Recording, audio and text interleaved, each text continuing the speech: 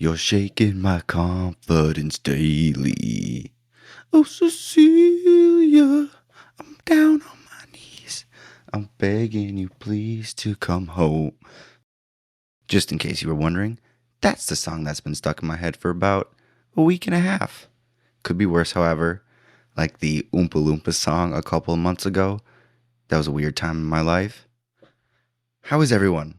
I hope you're doing fabulous today. When this episode comes out, I will actually be in New York, and I'm so excited. Or New York City, whatever. I haven't been there since 9th grade while on a choir trip, and I'm ready for redemption.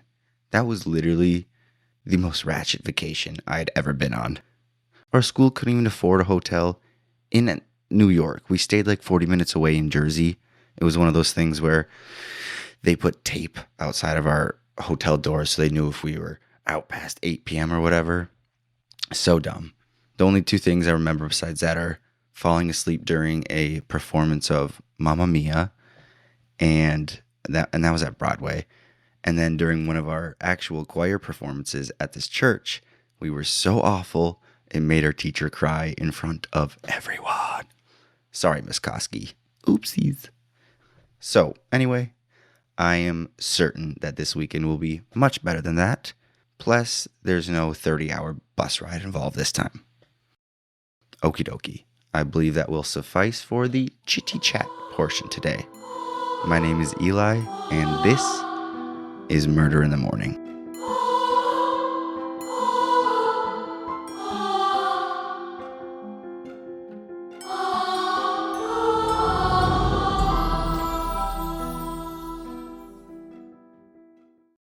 My sources today come as zero surprise to anyone. We have Wikipedia, Murderpedia, Medium.com, and The Crime Wire. I'm going to assume a decent amount of you have heard the story I'm about to tell, but I kind of wanted to bring it back home to the US for an episode, just since we've been branching out so much. Anyways, today I bring you the Farmville Murders, a tale of three worlds colliding with one of the saddest outcomes imaginable. In late 2003, three young people happened to meet each other online through this newfound MySpace platform. 16-year-old Emma Niederbrock from Farmville, Virginia, 18-year-old Melanie Wells, who had just moved to Louisiana with her parents, and 20-year-old Richard McCroskey, who was currently living in Castro Valley, California. These three, all through their own individual ways, each found an interest in this horrorcore genre of music and became friends through the shared online interest. What is horrorcore, may you ask? You may ask. According to The Crime Zone, quote, horrorcore is a subgenre of hip-hop that emerged in the late 80s and early 1990s, known for its horror element and its macabre and explicit lyrics about disturbing concepts like violence, murder, the occult, and psychological distress. It shares themes with horror films, dark literature, urban legends, and true crime. Despite the controversial content, the vast majority of artists and fans enjoy the genre as a form of entertainment and self-expression without actually engaging in violent or criminal behavior. Some notable horrorcore artists include pioneers such as Esham, Insane Clown Posse, and Gravediggers. End quote. I've never personally heard this music, probably wouldn't understand this type of music, but I do understand having it as an outlet. I mean, look at us here. So those two girls, Melanie and Emma, they were both fans of the genre, while Richard himself, he was an aspiring rapper of horrorcore. He had even given himself the stage name of Psycho Sam. This, in and of itself, wasn't an issue. Completely hypothetical at this point, right? For months, these three grew closer and closer to each other. Eventually, Emma and Melanie became inseparable friends, and even Emma started dating Richard, online still, of course. She was a fan of this tough guy personality fueled by loud music and dark eyeshadow that he portrayed over the internet. About a year later, by the time September 2009 rolled around, The three of them wanted to meet each other in person finally. And it just so happened that around the time there was a horrorcore concert happening in Michigan on September 14th. The three decided to meet up in Virginia, where Emma had lived, at the Richmond airport, and then from there head to Michigan for the concert, and then return to Farmville and spend a few days together in person. All of this would be chaperoned by Emma's parents, just to make sure that there was someone to watch over the teenage girls, since this was their first time meeting each other and meeting this guy, Richard, and the first time ever traveling across country together with total strangers. So yes, it was chaperoned. And on the morning of the 14th, Melanie flew in and was greeted ecstatically by Emma. This moment was quickly ruined by the arrival of Richard. Quote, "It was said that upon seeing Richard at the airport, the teenage girl was disappointed with her online boyfriend, quickly losing an interest in him. The confident, boisterous Psycho Sam that Emma had become infatuated with was in reality a shy and insecure 20-year-old who struggled to make connections with others outside of the virtual world. Despite this lack of spark, Richard still accompanied Emma, her parents, and her friend Melanie to the, quote, Strictly for the Wicked horrorcore music festival over 600 miles away in Detroit, Michigan, which the group had planned to attend together," end quote. Ew! I mean, how awkward would that be? I would literally, if I were her, I don't know how Emma felt, but I was Melanie, the friend, I would literally crawl up into a ball and pretend to be mute for the whole weekend. That would be so awkward. Just having to hang out there with somebody you don't want to be with. Anyways, they pushed through somehow, and the three of them and the parents drove up to Michigan, attended the show, where it was reported by multiple people that Emma and Richard spent almost zero time together. One of their mutual friends in the horrorcore space told investigators afterwards that Emma had said Richard even started to creep her out at one point during the weekend. However awkward and painful that concert and the subsequent ride home may have been, no one in their right mind could have or would want to imagine what Richard, aka Psycho Sam, would do to the girl he flew across the country for, only to reject him upon arrival. But first, and I hate spending too much time on the murderers themselves, so here's just a quick overview of this Richard character.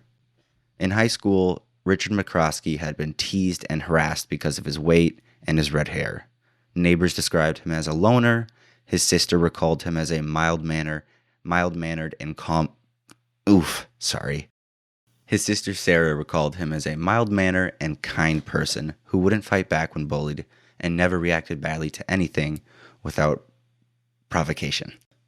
After dropping out of Tennyson High School in Hayward, McCroskey attended Hayward High, for some time again before dropping out. From here, around 17, he would just work odd jobs and continue trying his hand at this horrorcore rap. And up until this point, he had a spick and span criminal record. Nothing dirty on that. Okay, back to the juicy part. So the three have just gotten back to Virginia from this concert venue in Michigan. And quote, upon their arrival, McCroskey's anger and confusion about his relationship with Emma only continued to fester. Believing he and Emma were in an exclusive relationship, Richard was upset to discover that his supposed girlfriend apparently wanted nothing to do with him anymore. In the early morning hours of September 15, 2009, Richard McCroskey used a hammer to murder Emma, Melanie, and Emma's mother, Deborah Kelly, who were the only occupants in the house. Each victim was bludgeoned in their sleep and was incapacitated so quickly that none of them showed any defensive wounds. However horrific, this violence was only the beginning of a series of bizarre events that preceded McCroskey's eventual arrest. End quote. Yeah. You can say that again. Yeah. After Richard murdered each of these three women, want to know what he did? He just chilled at the house like a total fucking psychopath. He did nothing but sit there until the hours turned into days. And when Melanie's mother, Kathleen, hadn't heard from her daughter after multiple attempts to contact her and Emma's family's home, she reached out for help, being stuck in Kentucky over 200 miles away. So on the morning of September 15th, Kathleen, she reached out to Farmville police and asked them to Bing bong.